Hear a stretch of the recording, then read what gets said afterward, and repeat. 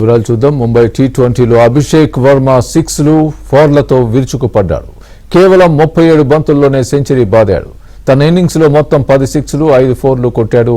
భారత్ తరపున టీ20లో వేగంగా సెంచరీ చేసిన రెండో ప్లేయర్గా నిలిచాడు.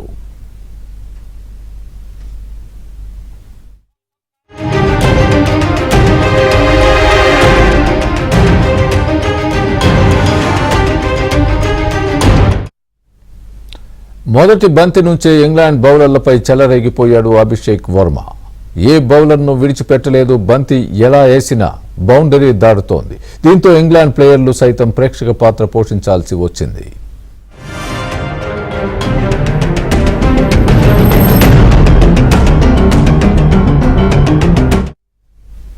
అలాగే 17 బంతుల్లోనే హాఫ్ సెంచరీ బాది వేగవంతమైన 50ల జాబితాలో రెండో స్థానంగా నిలిచాడు.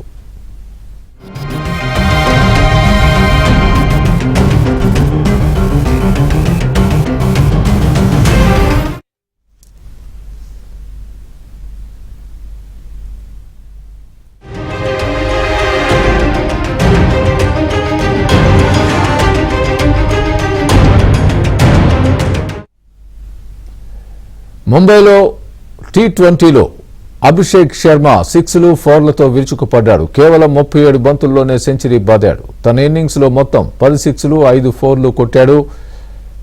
భారత్ తరపున టీ20లో వేగంగా సెంచరీ చేసిన రెండో ప్లేయర్గా నిలిచాడు.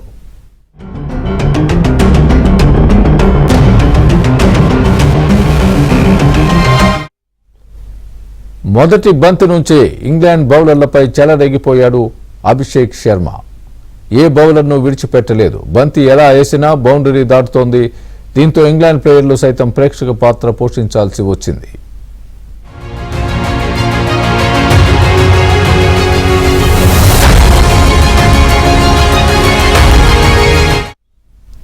అలాగే 17 బంతుల్లోనే హాఫ్ సెంచరీ బాది వేగవంతమైన 50ల జాబితాలో రెండో స్థానంగా నిలిచాడు.